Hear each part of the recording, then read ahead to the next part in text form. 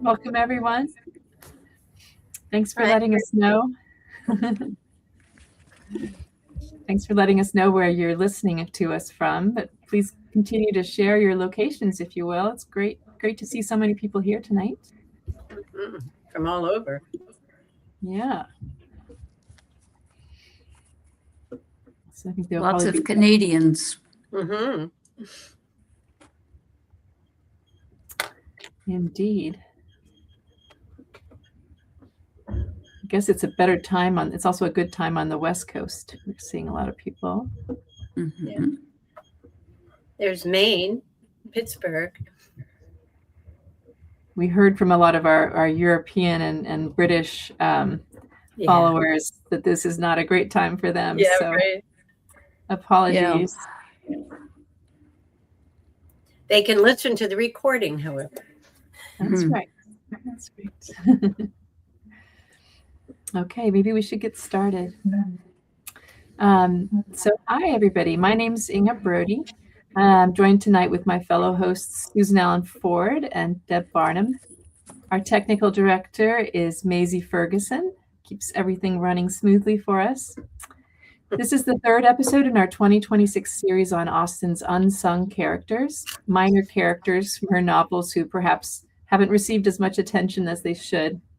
We began in January with a talk by Brenda Cox, who gave us a comprehensive look at Jane Austen's relationship to the Church of England, and also her clergyman characters, especially her most maybe beloved, maybe at least ludicrous clergyman, Mr. Collins. I guess we love Mr. Tilney too.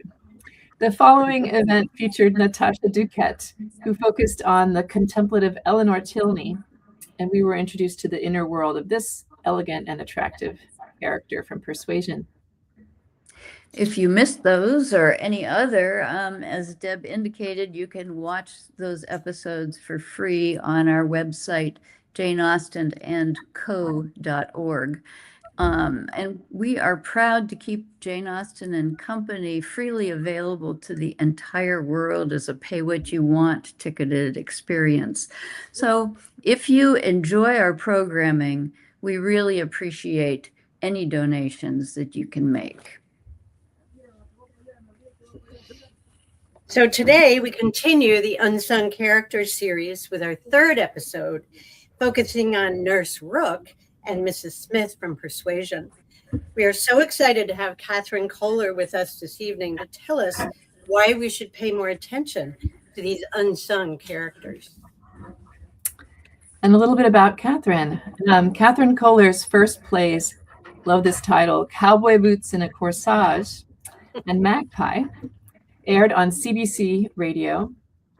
Stage plays include Alberta Landworks trilogy Coal Valley, The Making of a Miner, which performed at Royal Tyrrell Museum, The Seed Savers, and Alberta Playwriting Competition winner, Last Chance Leduc. Riverkeeper was a finalist in the Alberta Playwriting Competition.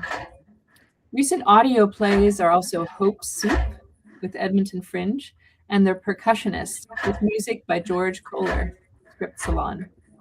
Katherine's many books include Voices of the Land, The Seed Savers and Other Plays, a novel called Art Lessons, which was finalist for the Edmonton Book Prize and the Alberta Reader's Choice Award, and Winning Chance Stories, which won a High Plains Book Award and the Exporting Alberta Award.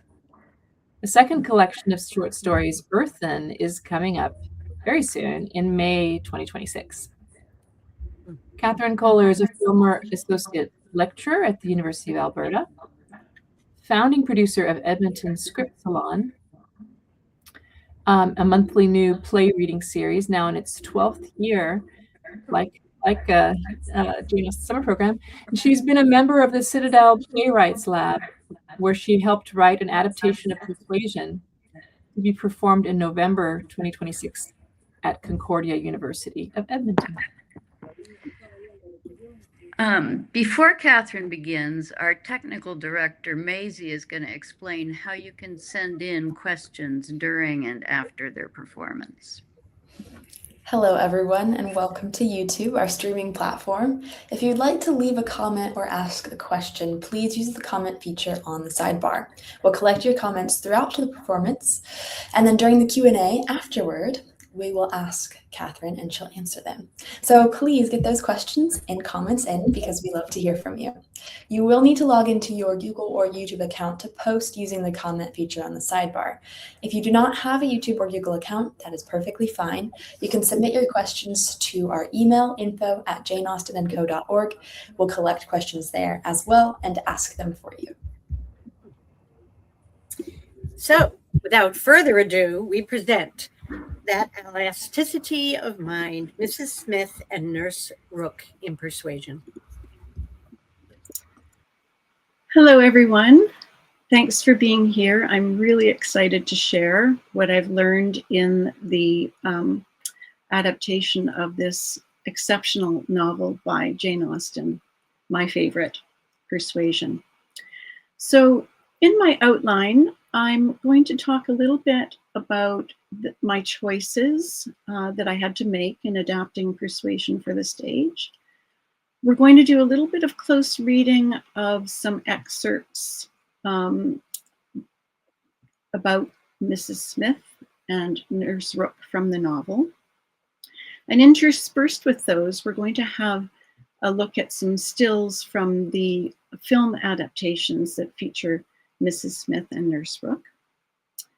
And finally, we're going to have a screening of the scene, Act 2, Scene 4, from my adaptation of Persuasion for everyone to see. And then I will take questions. So let's begin. For this play, for this version of Persuasion, I wrote a synopsis that I'm going to read out just so you can get an idea of what I was after. Anne Elliot, 27, cannot forget her first attachment and ruptured engagement to Frederick Wentworth almost 8 years before. Now a captain in the English Navy, her beloved returns triumphant over the defeat of Napoleon, looking for marriage with anyone but her. The estranged former lovers find themselves in constant close company, excluded, injured, and pressured by others, or separated and disturbed until both hearts are finally opened, understood, and rejoined for all time.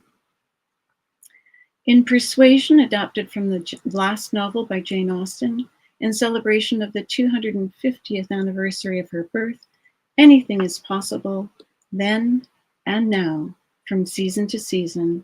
Love, like friendship, can be lost and found again. So that was what I wrote for the festival presentation of this play, a reading that we did in 2025. And I just want to step back a bit. I pitched the idea of adapting Persuasion to our major theater here in Edmonton, the Citadel, in 2022. I first pitched it in 2022. This was after seeing the Netflix version.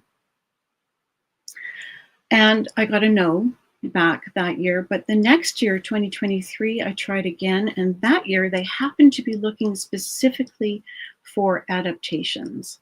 And this time they said yes. So for me, I got a second chance, just like Anne. There was something happening here. I was really, really excited. The directives that I had from the theater were these: to write an adaptation for a 660-seat proscenium theater, to fill the space with story, that the adaptation should have school appeal, therefore PG, and also include an element of spectacle. The element that I chose for this play is music. Finally, the last directive was I could have 10 cast members.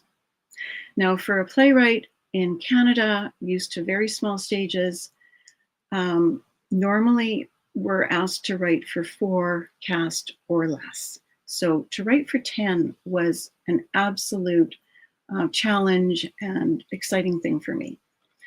So the first thing I had to do was figure out what is the hook that will get over 600 people into the theater per performance. And you might want to write in the chat what you think the hook is of this novel. For me, it's contained in that synopsis. For me, it was love lost and regained. I felt that was something that anyone could understand. How many of us in our romantic relationships have felt that we've lost love, even for 5 minutes, or for a day, or in Anne's case, 8 years.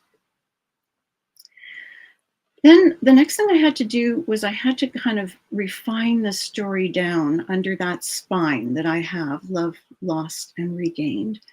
I refined the story down to 5 beats. We call them beats in dramatic terms.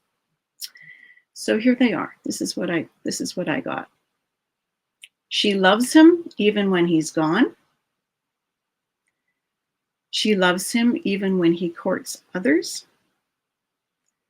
She loves him and helps him when his intended is hurt. She pursues him when he is free, just as she is pursued. And she invites him to reissue his offer and accepts it. Notice that each of my beats start with she. That's Anne. To me, Anne in this novel is active. She has agency and she grows. So next, I had to decide who were going to be the characters in this play. I had 10 actors, remember. So at the top of the list are the 2 leads. So they stay who they are all the way through the play. That was for sure. I had to do that. But then I had 8 more bodies that I could fill with character. And you can see that I have left out some of the characters in the novel. And you might want to put in the chat which ones those are. A hint, I deleted 8 characters. But what I decided to do here was to choose 2 characters per actor, and that those characters were almost opposites. This is a really fun challenge for actors. They love this kind of ability to go from one end to the other. So for example, here I'm going to just point out Lady Russell was doubled with Nurse Rooke. So Lady Russell, the woman who's got everything and is living off the legacy of her knighted husband, but who's also a widow.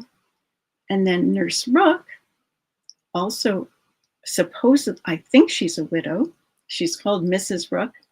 We don't hear anything about her husband. And she's living off her own skills. She is part of that new meritocracy that is doing her own work. She's not in servitude. She's doing her own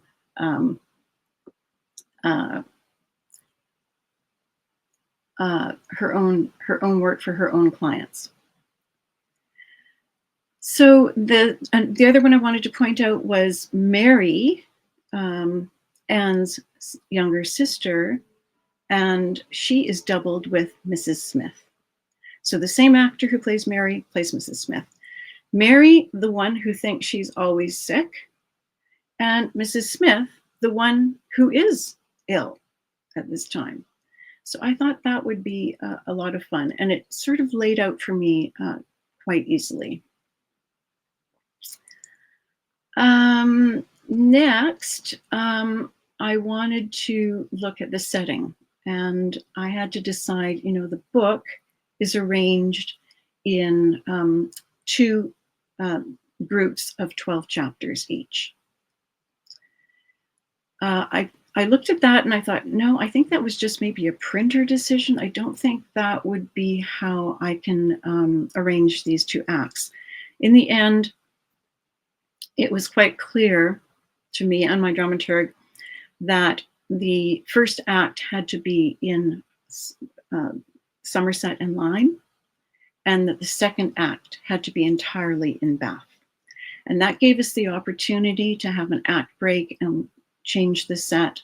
And also there is that break in timing too. We've got fall in the first act and the winter in the second. So that was that became apparent very quickly.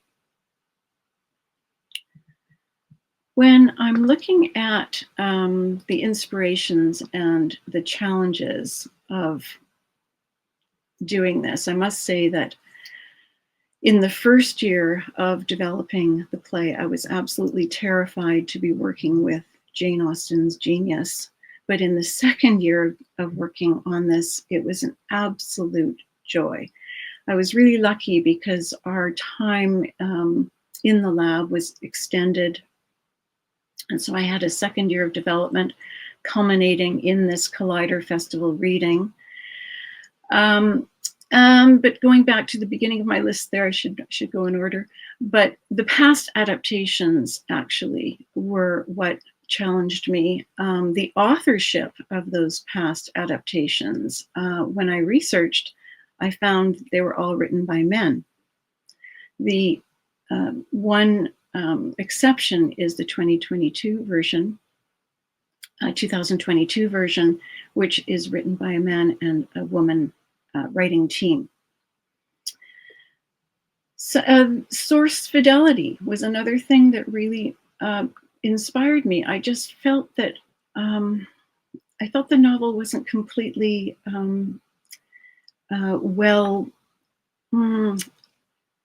not as Jane would have wanted it. So that was the other thing.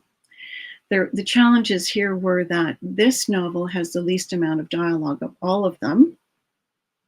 And of course, another challenge, even with that dialogue, was having to, as my dramaturg said, blow the dust off of it. So that was another challenge. I was inspired by a trip to England in the summer between those 2 years of development. I went with the Jasna tour. It was an awesome trip. I got to see all the places I was writing about. And I mentioned the second year of development, right? And then the other thing that really inspired me were these oppositional forces. And here I invite you to add any more that you can think of in the chat. I wrote quite a list down here and I'm not going to read them all. But there are these opposites, which occur sometimes right in the same sentence of Jane Austen's work. And I think this is what, for me, makes the text, the original source text, shimmer with life, aliveness, and with wit. Because we have this back and forth, up and down, vertical, horizontal, in and out, all these dimensions talked about within the text. And that was very exciting to me as a playwright. The other thing that was exciting to me was how dialogue is used in the novel. There's not very much of it, I just mentioned, and there's no ball, notice that. I felt, for me, that Anne and Wentworth, when they're speaking to others, they're actually speaking to each other. They want each other to hear what they're saying to the rest around them. And that causes a kind of dramatic tension that really excited me. The overheard dialogues that we have in this novel between Wentworth and Louisa, the nut analogy, a scene that's overheard by Anne. And then, of course, the great debate at the end of the novel between Anne and Harville, overheard by Wentworth. These were really exciting to me. In the novel, I had to sort of take some of the thought work that was in Anne's head, and I had to take that out of her interior into the exterior so that what is unsaid, what is thought, becomes said, and therefore what is unseen can be seen. This is something that the stage can do. We can read the body language of the actors and we can get it right away. So this made all of it very, very exciting to me. Then when it came to Mrs. Smith, I found that she was a catalyst in the novel in both securing Anne's constancy to Wentworth, because she prompts Anne to talk about Wentworth. She doesn't mention his name, of course, but Anne does volunteer Wentworth to help Mrs. Smith in her financial troubles. And I thought that was really something, that at that point, Anne was confident enough to know that he would help her just as Anne helped him with Louisa. That made me think again that Mrs. Smith would have a hand, I would say, in getting them completely back together. So that was something I was really interested in.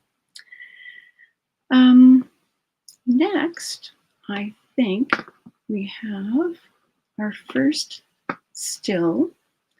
Now, before this 1971 BBC version, there was one done, a British serial done in the 1960s, but the footage has all been lost, so we don't know much about it, except for the cast list does include Mrs. Smith. I found that interesting. In this one, the 1971 version, the dialogue reads from Nurse Rooke, who appears for about 15 seconds total. Well, Miss Elliot, we weren't expecting you. And in the next one, we have a look at Mrs. Smith and Nurse Rooke, and they're saying to Anne, I can see it in your eye. Oh, yes. So that little moment is preserved in that version.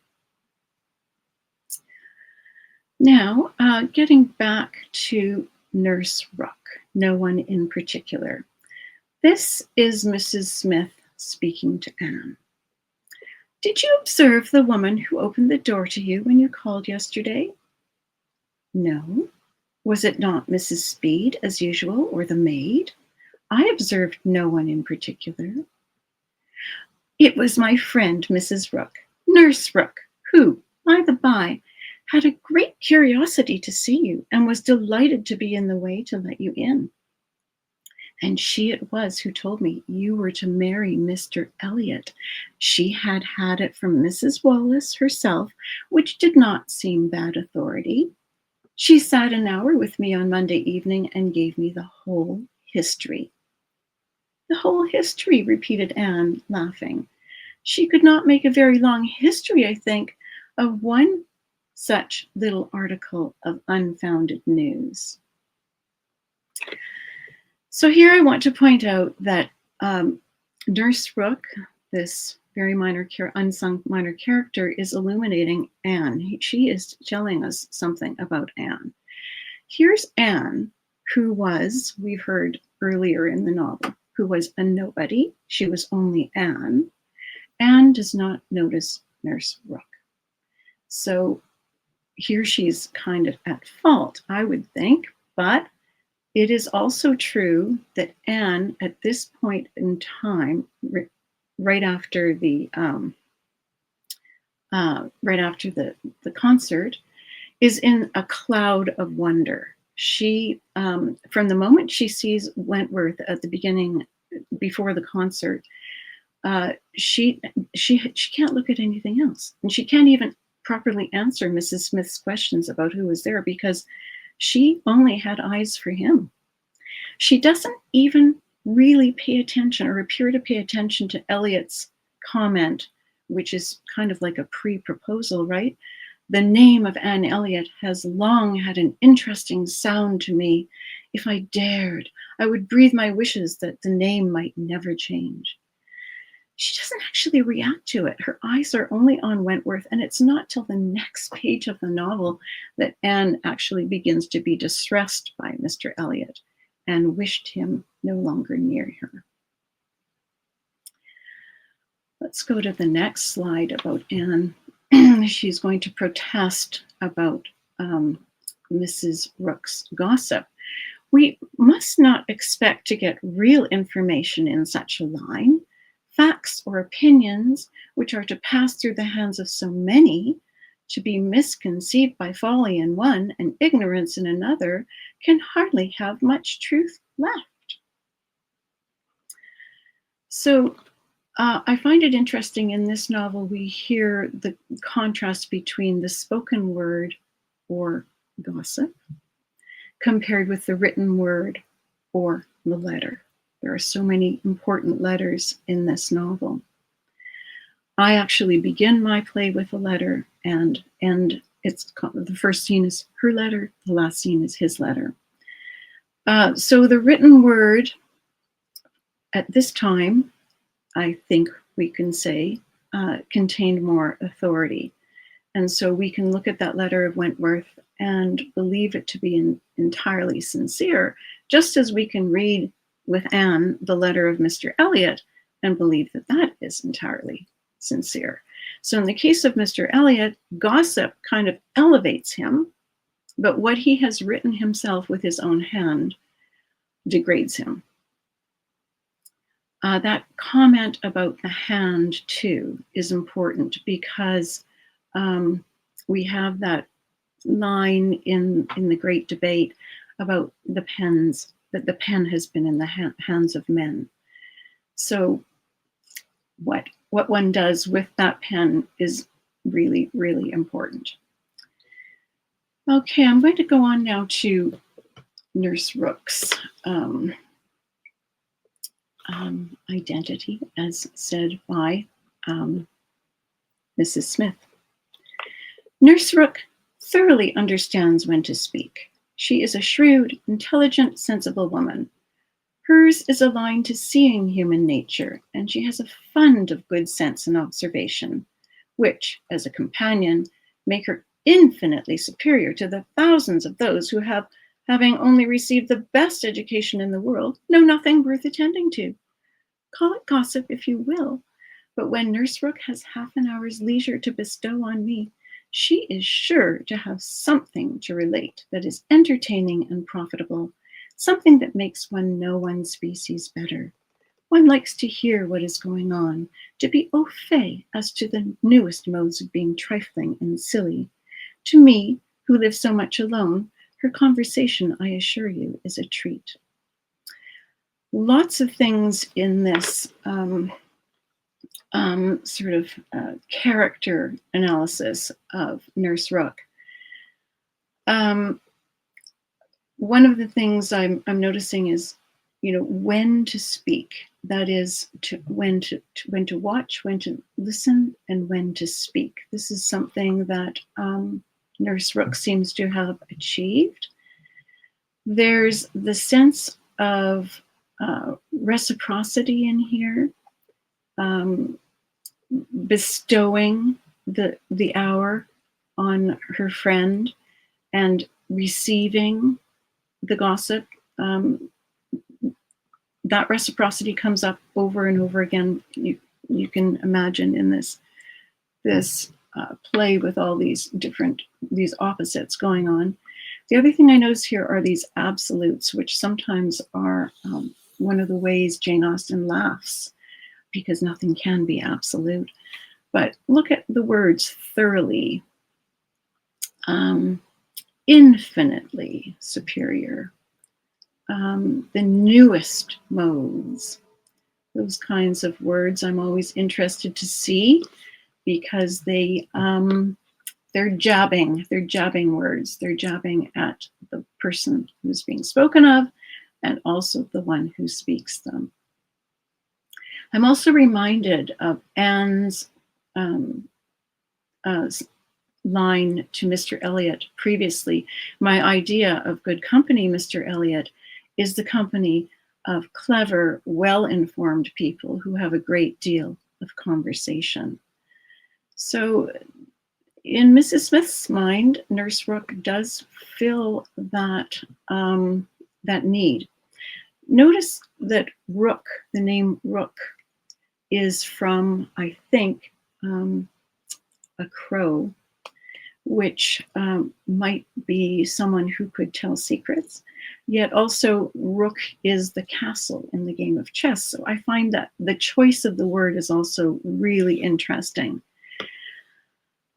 Nurse Rooke pays her own way by her profession. She's not in servitude, as I mentioned, but she is a part of this new meritocracy, which also elevates men without legacy, like Wentworth. I'm going to move on to Anne a little bit here next. And Anne says about Nurse Rooke, and here is again Anne revealing herself through these minor characters. She says, women of that class have great opportunities, and if they are intelligent, may be well worth listening to. And then later on, when asking about the late Mrs. Elliot, she says, but was she not a very low woman?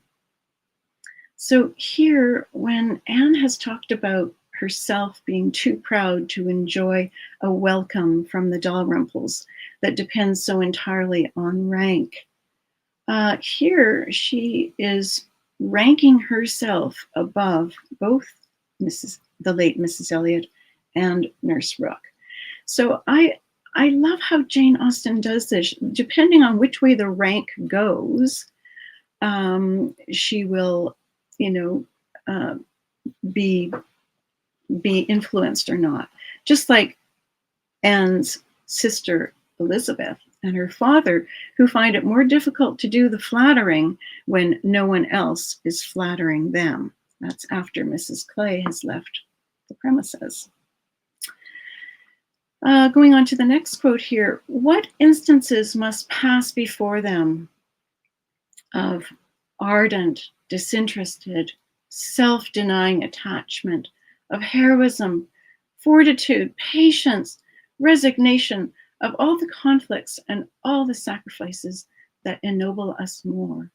A sick chamber may often furnish the worth of volumes. So here's Anne again talking about Nurse Rooke and kind of going a little overboard. Look at those absolute words that ennoble us more, and then look at that word worth again. We've heard this one before. On top of all this, we know that Anne knows full well from her sister Mary and from little Charles that this sick chamber, and even from maybe Louisa, that the sick chamber is far from heroism, fortitude, etc. Anne is performing a little bit here, and perhaps this is actually Jane laughing at herself because she was very sick at the time of writing this novel. So that's another thing I noticed. And then I'd like to show you some more stills now from the 1995 version. This is Mrs. Smith saying, how can I be melancholy when you are come to visit? Speaking to Anne. And next we have Anne saying to this character, Nurse Rooke, so you're a spy, Nurse Rooke. So interesting how gossip has now become spy in that version. Next, I want to go to the one reported line of Nurse Rooke from the whole novel. This is Mrs. Smith speaking. Mrs. Wallace has an amusing idea, as nurse tells me, that it is to be put into the marriage articles when you and Mr. Elliot marry, that your father is not to marry Mrs. Clay. But my sensible Nurse Rooke sees the absurdity of it. Why, to be sure, ma'am, said she, it would not prevent his marrying anybody else. And indeed, to own the truth, I do not think Nurse in her heart is a very strenuous opposer of Sir Walter's making a second match. She must be allowed to be a favorer of matrimony, you know, and since self will intrude, who can say that she may not have some flying visions of attending the next Lady Elliot through Mrs. Wallace's recommendation? So I'll just challenge you to listen for that line in my scene, because I decided to preserve it. I thought it was an important one. And I wanted to point out here the little underlined bit, since self will intrude. So Mrs. Smith is aware that Nurse Rooke has to look out for her own living, so she has to find the next client, the next patient. And Jane Austen uses this parenthetical phrase, since self will intrude, which I think is so telling. And we hear it actually a little bit later, I think it is. It's in the same chapter. Anne says, when she's worried about what Mr. Elliot must have, where Mr. Elliot had heard of her from before, and she learns that it's actually from Mrs. Smith. And she says, what wild imaginations one forms when dear self is concerned. Even Anne, genteel Anne, is very concerned about her own reputation. I'm going to move on now to the next slide, Mrs. Smith. So this is kind of Anne's assessment of Mrs. Smith through the narrator. Anne prized the frank, the open-hearted, the eager character beyond all others. Warmth and enthusiasm did captivate her still. She felt that she could so much more depend upon the sincerity of those who sometimes looked or said a careless or hasty thing than of those whose presence of mind never varied, whose tongue never slipped.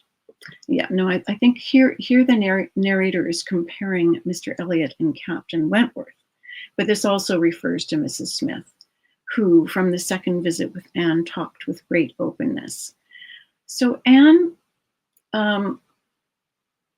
thinks, from this point that Mr. Elliot is not open-hearted, eager, doesn't have that warmth and enthusiasm or that sincerity. This is what she's talking about. And she's always comparing him to Captain Wentworth.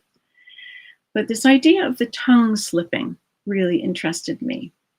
We see Mrs. Smith's tongue slip when she reveals that she did in fact talk about Anne to Mr. Elliot and compared Anne as superior to her sister Elizabeth. So her tongue kind of slips there because although it's a compliment to Anne, it's not one to Elizabeth. But here's the bigger one. Mrs. Smith reverses from commending Mr. Elliot at the beginning of her scene that I'll show you, to ending up with this damning monologue, which ends with, "He is hollow and black at heart." Even at the beginning, though, there are signs that Mrs. Smith is giving away in kind of a slip of tongue. She says, "Let me plead for she's talking about Mr. Elliot here, "let me plead for my present friend. I cannot call him, but for my former friend." So already we have her kind of losing that grip of enthusiasm for someone she despises. I call that a slip of the tongue. I think Anne's slipping as well when she uses the terms low woman and woman of that class. I'm going to go on to the next little bit there. No, sorry, just the same slide. Yeah. Mrs. Smith had shown Anne kindness, had been useful and good to her in a way which had considerably lessened her misery, and could never be remembered with indifference. She was a widow and poor, with severe rheumatic fever, which, finally settling in her legs, had made her for the present a cripple, living in a very humble way, unable even to afford herself the comfort of a servant, and of course, almost excluded from society. Interesting how that ends. The comfort of a servant. Nurse Rooke is not a servant. Nurse Rooke, over and over, is mentioned as a friend. And through Nurse Rooke, she is not excluded from society, and through Anne as well. Excuse me for all the ellipses I used out of just to try and shorten this up. But we see the sort of opposite rise of Anne from the silent, unformed girl of 15 when she first knew Mrs. Smith to the elegant little woman she is now. And then we see Mrs. Smith's descent from the health and confidence of superiority when she was first a friend of Anne's to this poor, infirm, helpless widow. This idea of how fortunes can change between the characters, Anne is well aware how that can happen. She's seen it in her own family, and of course, she's seen it in her beloved Wentworth. But amid all that change, we see that Anne continues to be loyal, and her constancy, not only to Wentworth, but is also revealed by Mrs. Smith. Now I'm going to show you the next version, the 2007 version of Persuasion. In this scene, we have Mrs. Smith saying, "This is my nurse, Mrs. Rooke." And in the next one, we have, this is Mrs. Smith saying, "Nothing happens in Bath without Nurse Rooke hearing of it." But this is the one that's most perplexing to me of all. The next slide is Mrs. Smith chasing Anne up the street when she is supposed to be crippled for the moment. And here is where this is, Anne is already chasing after Wentworth to find him. But here, this is when Mrs. Smith chooses in this version to say, "Mr. Elliot is sincere as far as it goes, but it has not prevented him from courting Mrs. Clay at the same time." So that is how the blackness of heart of Mr. Elliot is given in this version. Okay, we've got just a little bit left here. The next slide, we're seeing Anne inspired by Mrs. Smith. Yet, in spite of all this, Anne had reason to believe that Mrs. Smith had moments only of languor and depression to hours of occupation and enjoyment.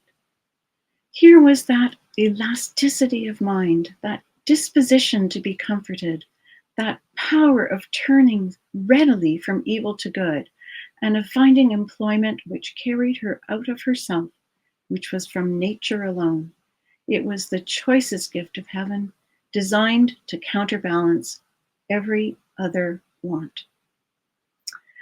Pretty high praise, pretty high praise. Look at the motif of time, the hour and moments.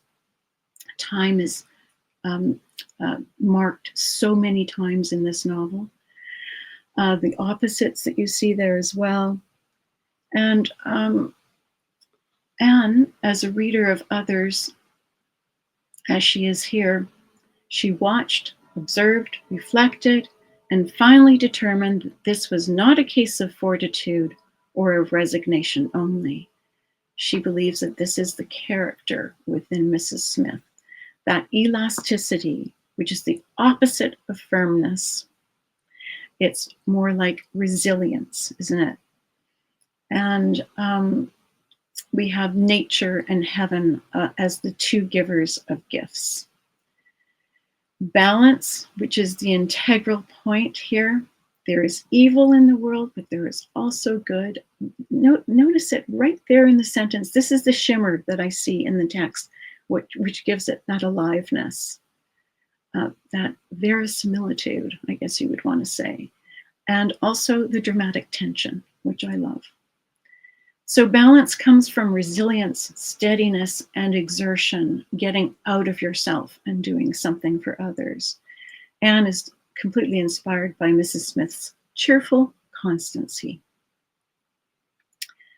The turn from evil to good, which is one of the central motifs of the novel, comes from this authenticity, this sense of futurity, of healing, of hope, and constancy. Anne says after her meeting with Mrs. Smith had been able to tell her what no one else could have done.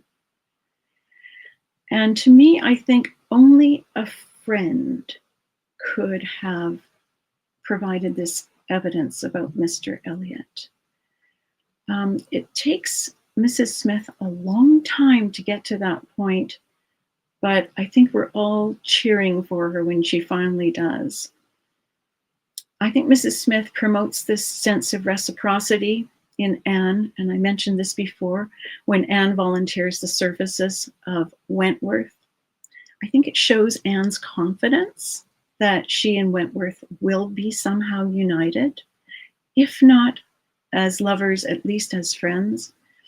But we're pretty sure by this point that she knows that he loves her.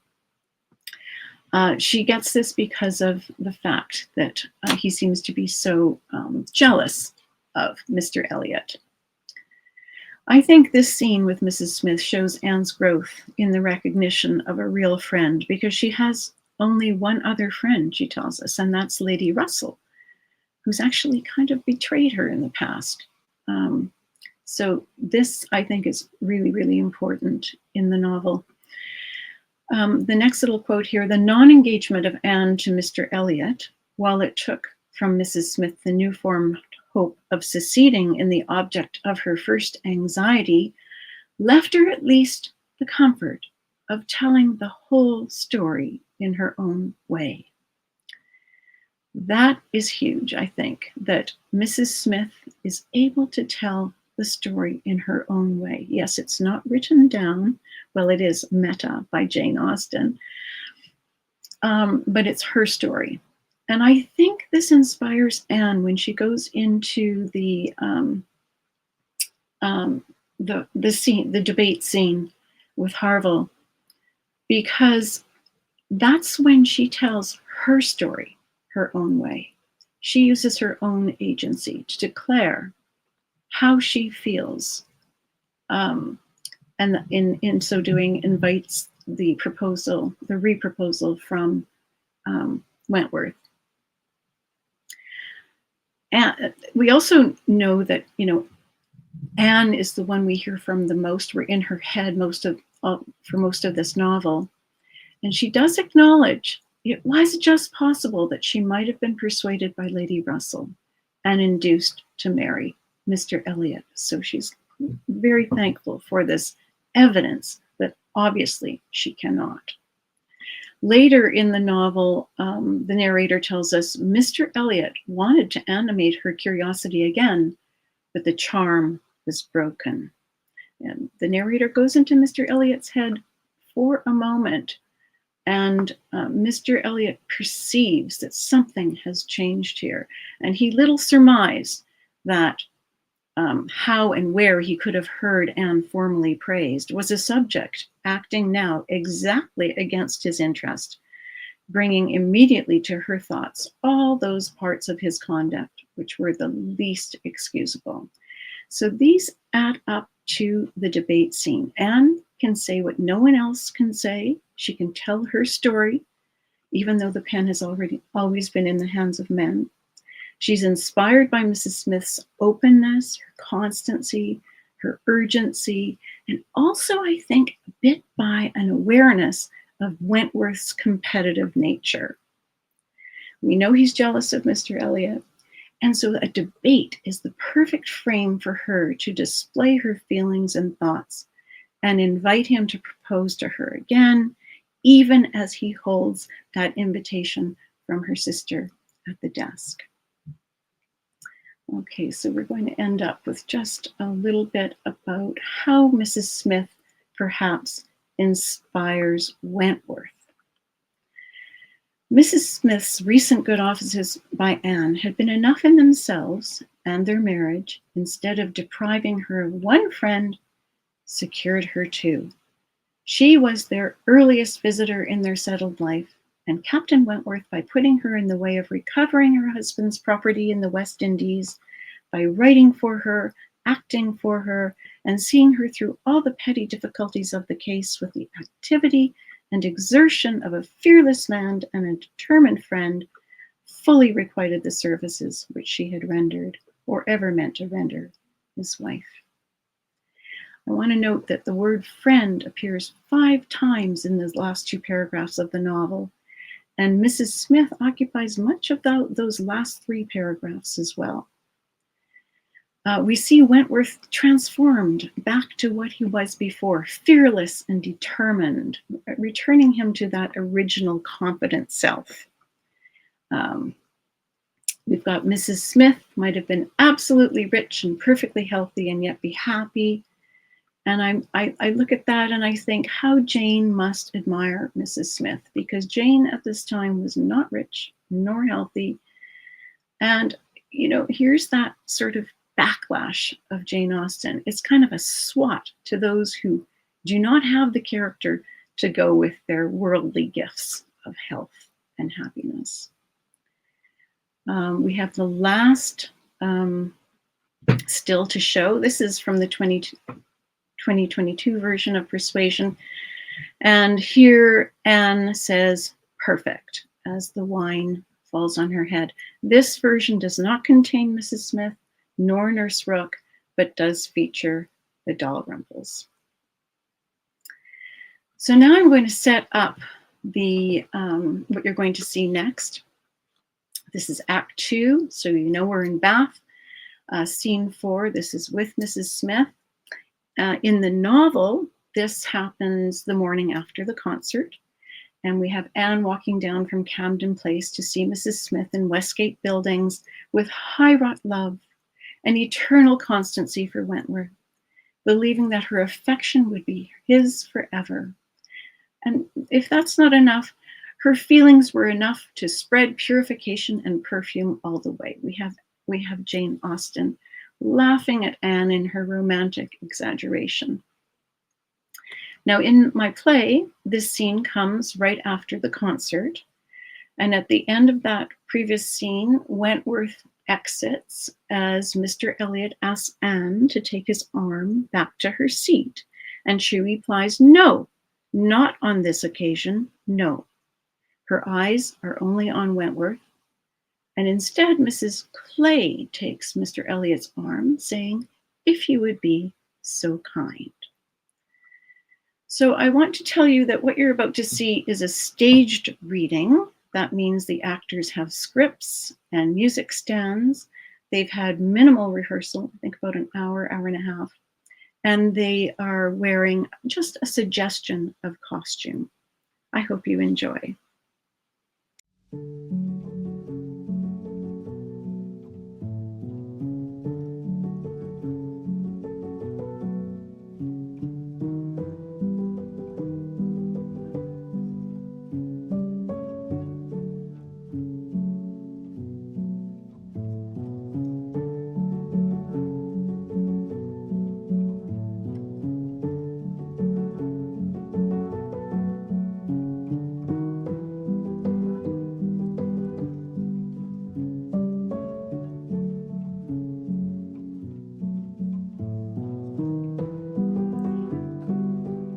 Oh, Mrs. Smith, I won't be long. Just a little tidy up before Miss Anne arrives. Oh, at her age, she is the lucky one. She will become a lady, and you are her oldest friend. Such visits you will have in future, and in London, no less. I hope when the time comes that you will recommend me to her. I would be very pleased to attend all her confinements. I do favor matrimony. Ah, Miss Anne, you're here already. We have it on many accounts that you deserve all our best wishes. Nurse Rooke, whatever do you mean? My sister, who is landlady here, has heard through the shortcut of a laundress and a waiter at the concert about a very eligible young man who is quite in love with you. What have you heard? Besides your friend, Mrs. Smith, I also attend the Dalrymples. Well, sickness knows no bounds, does it? What does the Viscountess say? Her observation last night, as I gathered from behind her broad back, was that you have received a proposal from Mr. Elliot. That man appears at any hour of the day, and I am rudely early this morning to avoid him or any talk of him at all. I see. Mrs. Smith. Anne, well, I wasn't sure you could visit today because of your news. Mrs. Smith, Let me say, before anything else, that I recommend Mr. Elliot. Where can you find a more gentlemanlike, agreeable man? You are entirely safe in his character. Now, what have I missed? Oh, nothing. We have talked it all over, beginning to end. There is nothing to say. Oh, no? Then what do I see in your eye? What can you possibly see? The person who means more to you than the whole world. Do you see it, nurse? I see something. In your profession, you must do the best. Such resilience, like in my friend. Oh, look at the knitting she does now. Nurse Rooke taught me, as soon as I could use my hands again. And she sells my scarves to her other patients. When they escape pain, they open their heart. And their pockets up for you to give to charity.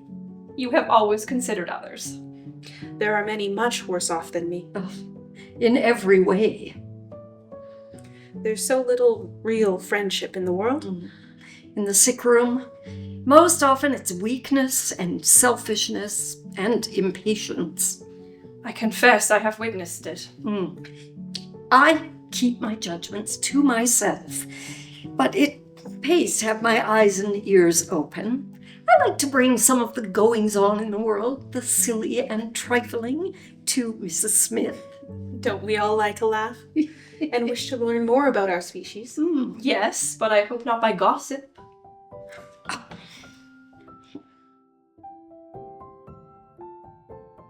My dear Anne, when all is settled, I have a request for Mr. Elliot. Although I'm obliged to consider that man with respect, how do you both imagine I am to marry someone who is nothing to me? The match is highly beneficial to your entire family. He pays you constant attention. He should not. His wife has not been dead half a year. God rest her. I assure you, his intentions are unwelcome. Their evils are incalculable. Oh, then what we see in your eye is another?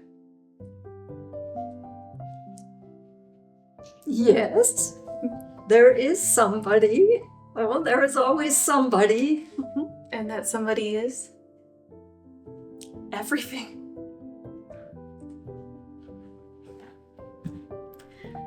And if not, you have the means to live without any match at all. Your peace will not be shipwrecked, like mine. Oh, dear. Or the late Mrs. Elliot. You knew her. And Mr. Elliot, before he married. He was like a brother to my late husband. That friendship is quite worn out now. I have been at a loss about what to do. The smooth surface of a family reunion may be valued even if nothing durable lay beneath.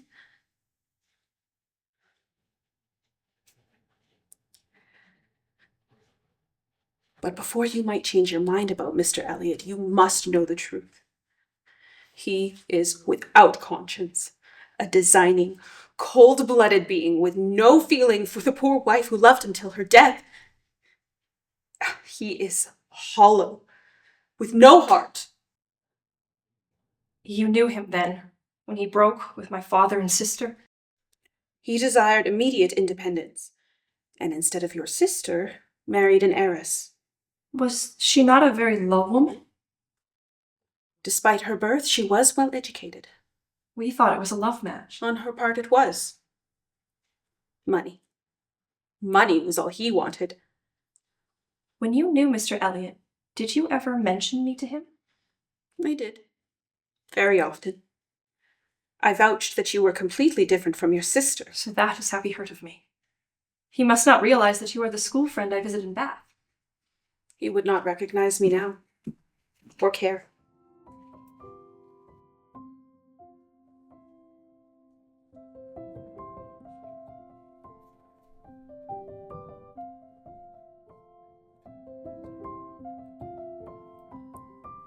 But this is addressed to your husband. Mr. Elliot said baronetcies can be bought, and the honor of your family was worth dirt. You have my permission to read the letter. In this case, it is no dishonor. You need proof for your family.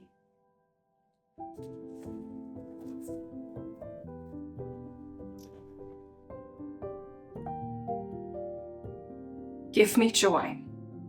I have gotten rid of Sir Walter and Miss Elliot. I wish I had any name but Elliot. I am sick of it. The name of my uncle Walter I can drop, thank God. For the rest of my life, I am yours truly, William Elliot. Sick of his own name. Such artifice toward my father now. Why repair the past rift with us, whatever is his object? By marrying you, he thinks that his privileged watchfulness as the son-in-law would keep Sir Walter single. He is afraid that Mrs. Clay will wed your father, produce a male heir, and cut his straight line to the Elliot estate. Lady Russell does not believe my father is in danger from Mrs. Clay. That does not prevent him marrying someone else.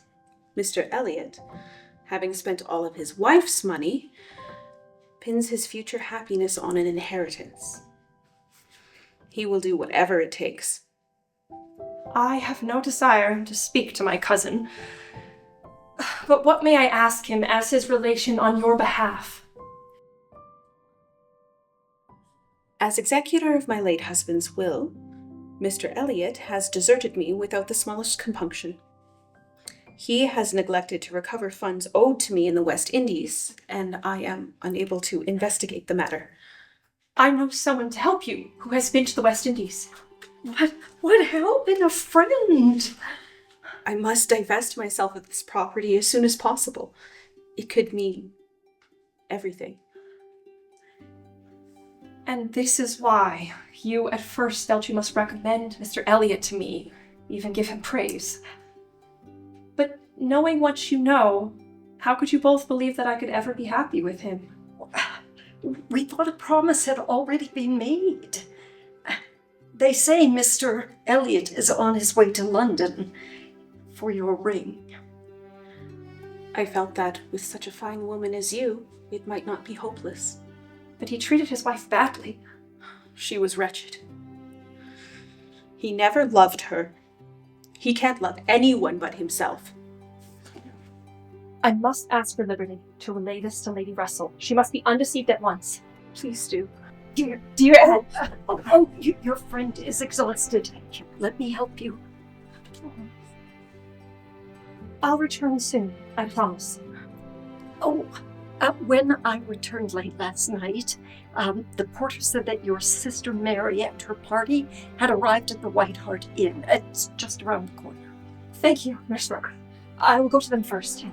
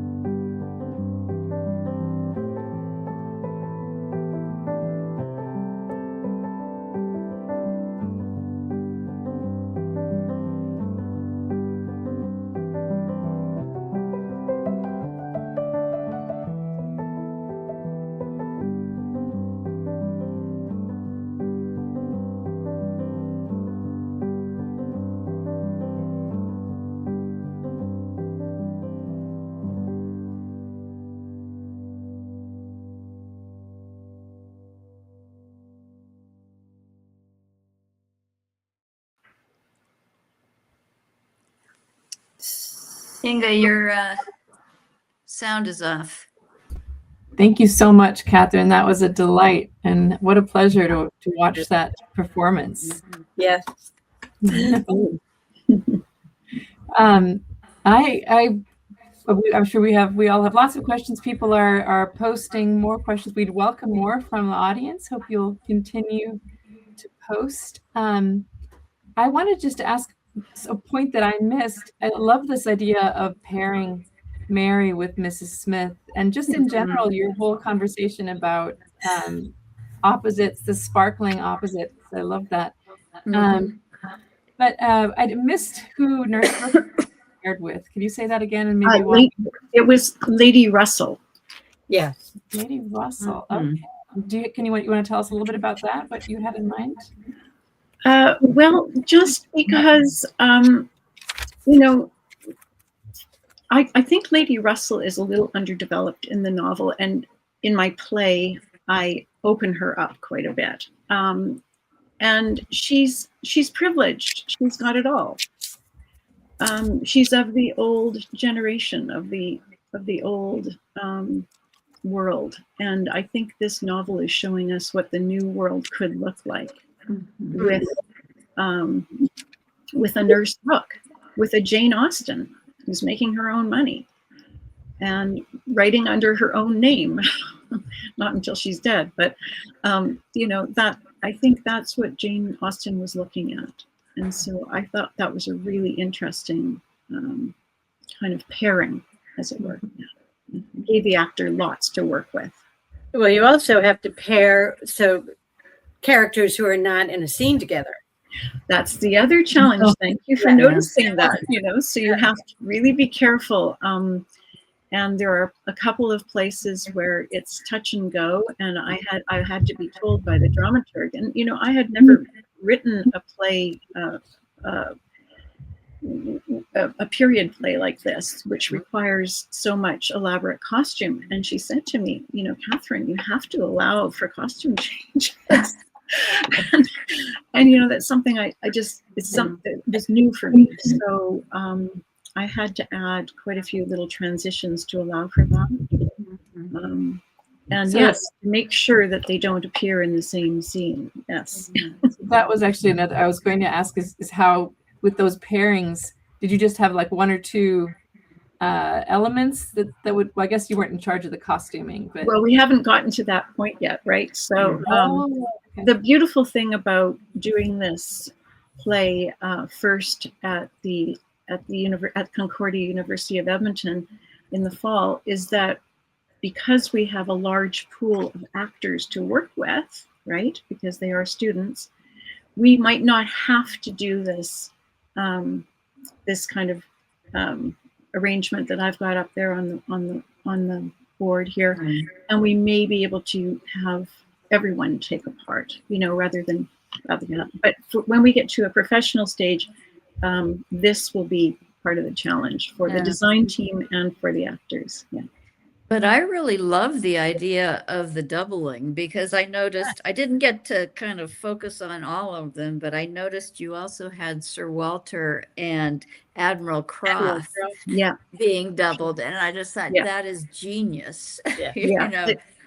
It would be so much fun to see how that works. And of course, in the professional reading that I had at the Citadel, I had amazing actors who did just that, and it was so much fun to watch them. Some of them even brought, tiny costume bits just to kind of reinforce that. But it was a lot of fun. Yeah. Well, I just want to say something that the only time I am bothered in this book about Anne is that exact scene when she comes in and she says, I didn't observe anybody in particular. And you feel that for me, it's her only failing. But then, and somebody else pointed about, people didn't recognize servants. But somehow you expect more from Anne. Yeah, but you do. I love that you put it in the context that she is wandering in a cloud and she is not seeing anything because of what she experienced the night before. So I love that you redeemed her for me. Thank you. Although I We're think all- you also complicate her character Mhm. for us. I mean, and this sort of goes, Deb, with what you're saying a little bit. Remember how Austen says that this character is maybe almost too good for me, and Yes. yet, I mean, when you pull up all that stuff about how Anne is really ready to discount anything Nurse Rooke says on the basis of ignorance and class. It's really interesting to me that Mrs. Smith, which I hadn't really noticed that much, pushes back and gets us to think about her as my sensible Nurse Rooke. And so, I mean, we're getting a kind of more complicated sense of Anne, too, than we sometimes get. Yes. Yeah, I think so. I think, that's the point of all these extra characters that Jane Austen uses. Mhm. I don't know if people figured out who I left out. No, we have several comments. There's a Yeah. whole Yeah. list. Yes. They got it. I knew they would. Yes, the two children, Mr. Shepherd, the Dalrymples, the Viscountess and her daughter. Also Charles Hayter, someone found that. Yes. And the Musgroves. Yeah, Mm-hmm. Yeah. That's right. Mrs. Harville. No, Mrs. Harville's in the play. Is she? She's in the Oh, play. she She's doubled with Oh yeah, you're right. Mrs. Croft. Yes. Okay. Ah, that's nice. I like that. So I figured, here's the woman That's who nice. has been around the world on those ships Mhm.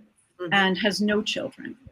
Right. And then the woman who's the sailor's wife who's had the children and Mhm. stays home to mind them and guide them. So again, they're almost from two different worlds. And I Mhm. just love them. Who did you double with Bennick?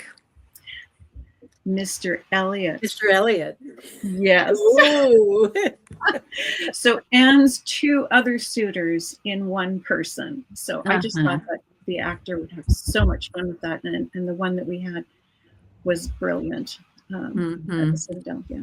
I hope you can do something with the costumes where you make it just like one prop or something simple Right. that needs to change between to show the opposition. Yeah. Yeah, a lot can be done with costume, that's for sure. Mm-hmm. Do you think that Austen herself had this doubling aspect in mind in the creation of her characters? Well, I wondered. It was just as if she was giving me the gift of this. Mhm. I wondered about that when I laid this out. Yeah, especially the Mary and Mrs. Smith, and somebody pointed this out in the comments about pairing Mary with Mrs. Smith, the hypochondriac with a person really ill, and optimistic. Yeah. The best opposites there. So Yeah. I think she's always defining things oppositionally in that way. Always is. Yeah, because that is the nature of human life, right? yeah, She's just so aware of every corner of an argument. So I mean, I've got Mrs. Clay, who is the opportunist, right? Yeah. Doubled with Louisa, the firm one. Yeah. Right? The one who takes chances. Yeah. Yeah, that's Somebody great. asked about the cob. Do you have the fall from the cob in the play? Oh, I do. Yes. How it's going to happen design-wise is not quite clear yet, but Maybe that's your spectacle. well, the spectacle for me is the music all the way through, because you've got that concert. We don't have a ball scene in Persuasion. It's one of the few where the two leads do not dance together, which again I found as sort of a commentary on the new world. not everyone can put on a ball. Mhm. But a concert is something that more people can participate in. Mhm. It's also, I mean, they dance to the past, right? So the kind of ritual discovery, dancing, something that they've already done. So maybe Sorry, I'm not hearing you, Inger, very well. Yeah, you're going in and out, Oh. so I don't know if it's me or you, Inga. Okay. Are you So unstable? we can move also? on to something else. I think I'm unstable. Okay. One of the questions that I had, Catherine, was you seem to suggest, and I wrote it down, but now I can't find it in my notes, that you think that Persuasion is not a novel that is in a shape that Jane Austen would have left it in. Can you talk a little bit more about that?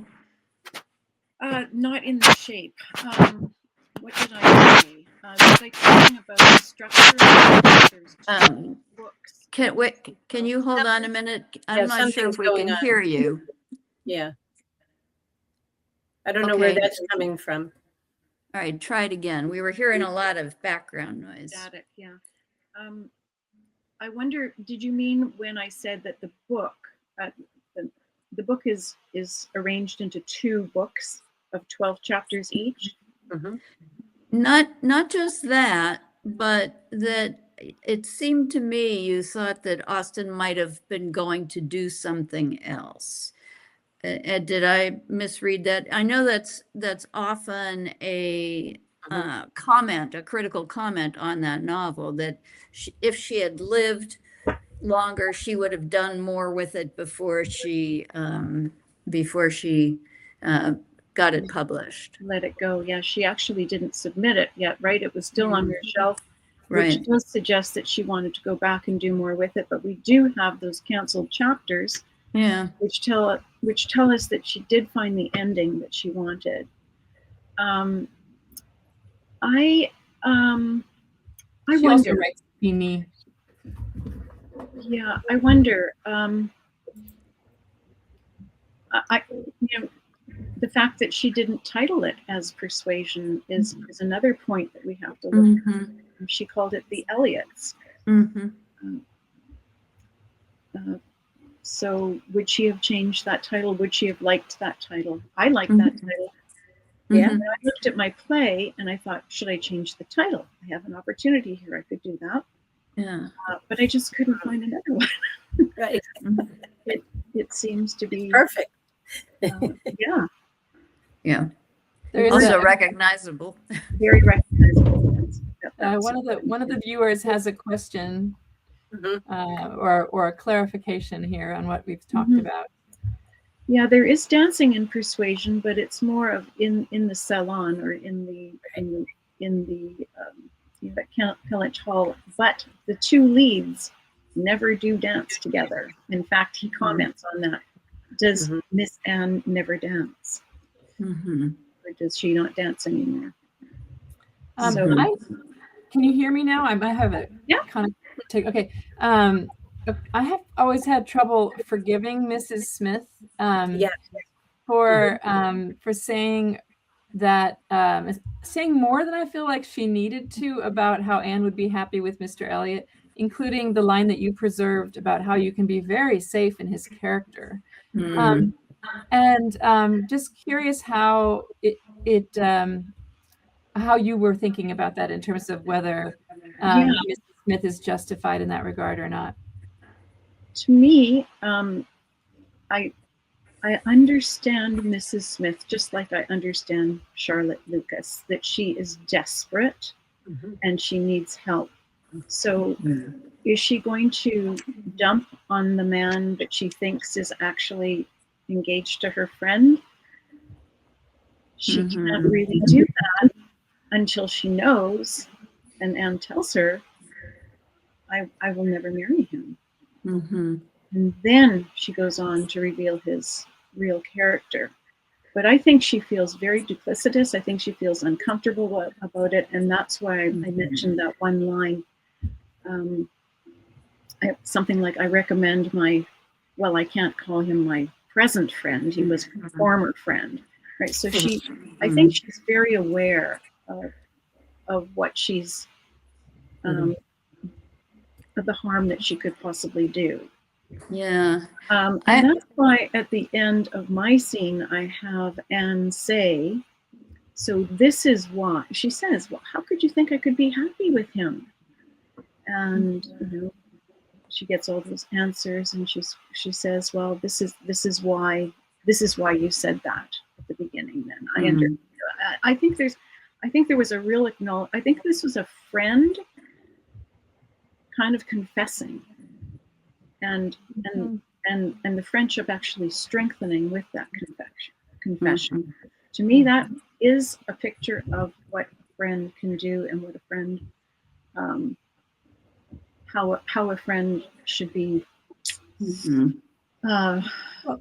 receiving and bestowing that constant reciprocity that's going on. And Anne, I think, recognizes that her friend is desperate, and that's why she says, I'll get my friend to help you. I know someone who's been to the West Indies." I've always found that remark just so latent. And how can she do that? But she does. And so there's also the question of like, why about the West Indies? Because, in Mansfield Park, there's so much discussion about the ties to Antigua, but seldom do people talk about this mention of the West Indies. So what do you think? And Austen generally doesn't add small details for no reason. What do you think that the presumably enslaved, people connected ownership that that Mr. Smith had is meant to do in the novel? Well, I think it's similar to Mansfield Park. It's there, it's happening. But the difference here is that Mrs. Smith wants nothing of it. She wants to get out of that. She wants to divest herself of that property and then receive the money from it so that she can live and not be outside of society, destitute, without friends, all that. But yes, so Wentworth has to be the one who does that kind of that job. So it's a reality. Yeah, so this is, a commenter agreeing with, why Mrs. Smith does it. And then also this, which is also true. She discourages Anne from marrying Mr. Elliot. She may lose her friendship with Anne. So that's another concern. Yeah. It's a really tricky thing. And, people go through this all the time. They have a friend, but the friend marries someone that they maybe don't like that much. What are they going to do? They have to decide. Are they going to become friends with the spouse of the friend or not? And that's what Lady Russell's job is right now, is to take Wentworth as not only a friend, but I think the word used is her other child, actually, in terms of, Anne being her child and Wentworth as her other child. So, but it isn't Lady Russell who gets the end of the book. It's Mrs. Smith. No, it is Mrs. Smith is there, and she's their first friend to visit them wherever they live. We don't know, which is not important in this novel, is it? Right. It's the first novel where the heroine and the hero do not have landed property, and that is another thing many people pointed out. Well, I came into this, and maybe I still will be when I'm back reading the novel, kind of feeling, as Inga does, that Mrs. Smith is a very problematic figure, and I'm kind of unhappy. But I think your expansion of the scene and the acting really help us see Anne's acceptance of Mrs. Smith's explanation and change through that scene more convincing.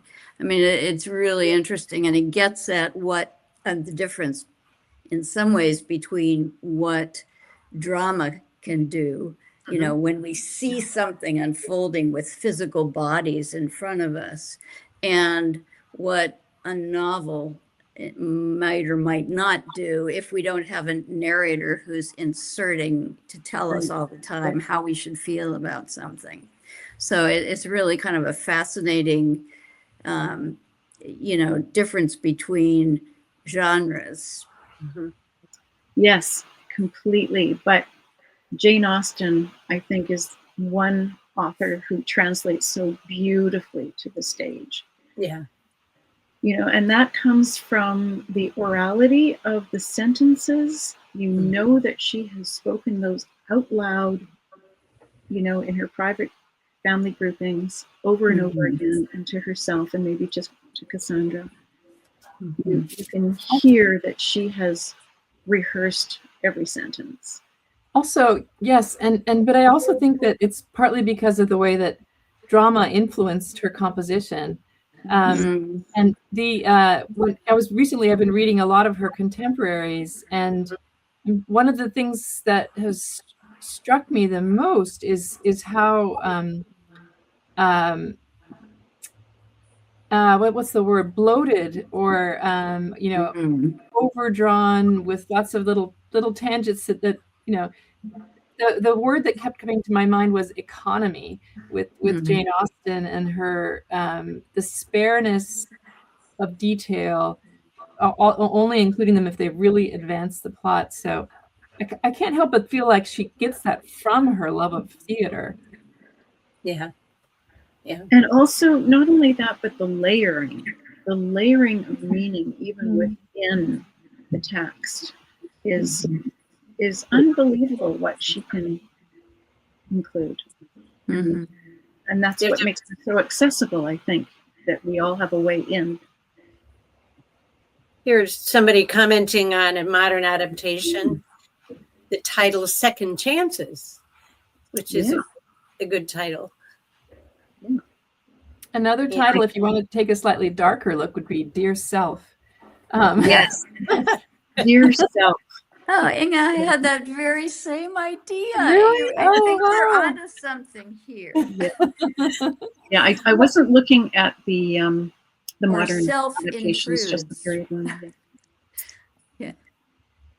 Yeah, I mean that's the other way of thinking about Mrs. Smith and her complex character, and some of the things you pointed out with Anne is that, you know, dear self always intrudes, you know, as she says, and the way that we are all biased, and we have all partial vision, and that partiality can both turn us for the worse, but it can also be what allows us to love, you know, faultless despite all her faults from Emma, but also the little omissions in Wentworth's claims that Anne notices when he proclaims love for her. So I think it's so beautiful the way she uses that partiality in this novel. Yeah, and what did you think of that idea of Wentworth and his competitive nature?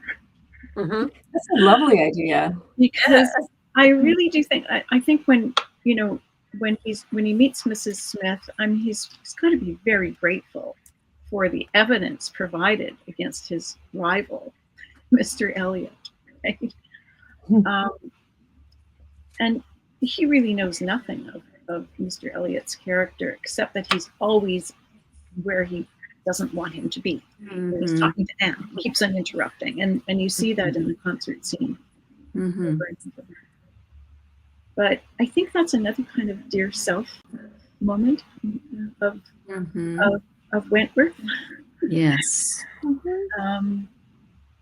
He likes to win.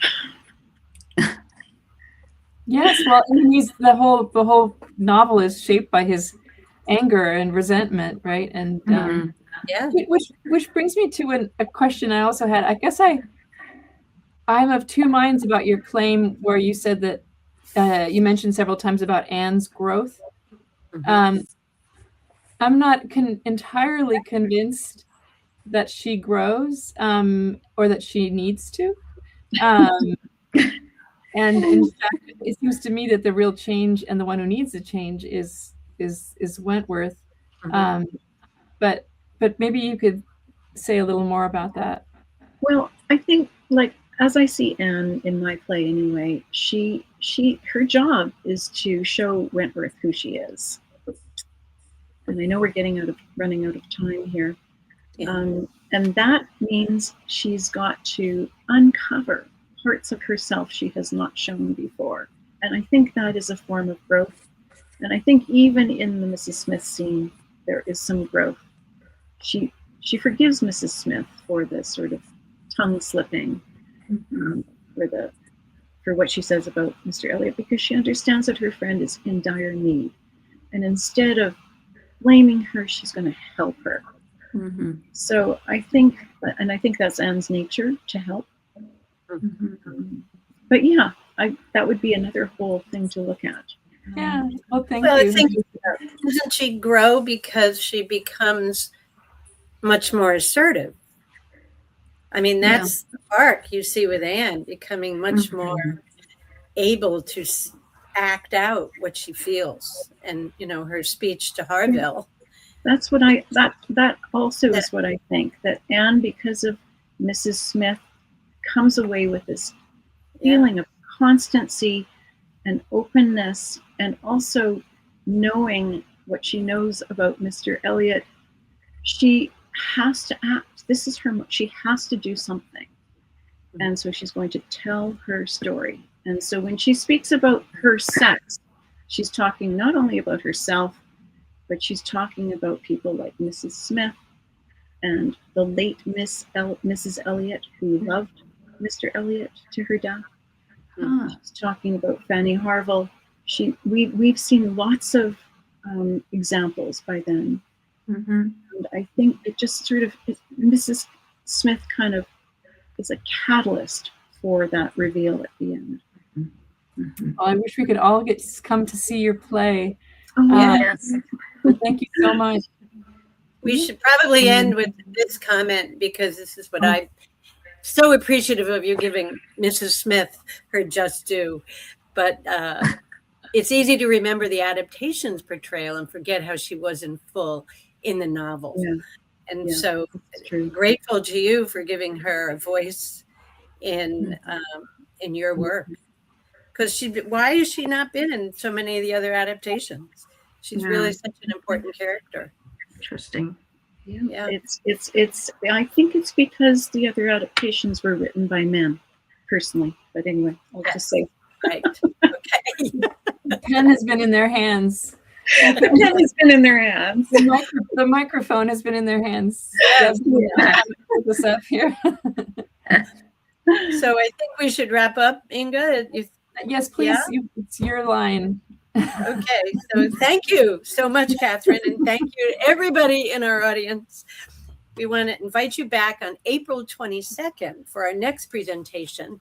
What do 18th century charity campaigns, Charlotte Lucas, and today's Jane Austen legacy industry have in common? More than you might think.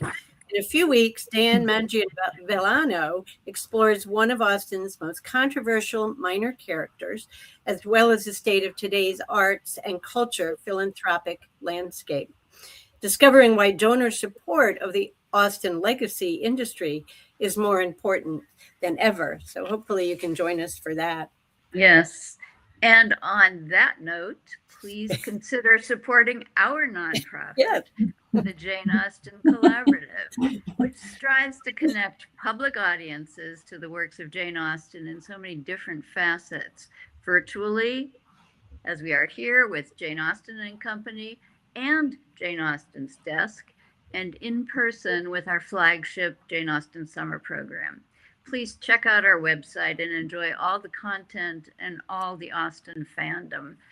We've enjoyed bringing you this thought-provoking programming since 2019, and especially this one tonight. we are still mastering the art of the ask. Yes. But we would look forward to seeing everyone next time. And thank you again, Catherine, for a delightful talk. And those of you still in the audience, do please consider donating. The donations are absolutely crucial for our ability to offer this programming for free to those who cannot afford it otherwise. Every contribution helps us continue to provide new Austen-related content. So see you all in 3 weeks. Yeah. Thank you, everyone. Thank you, everyone.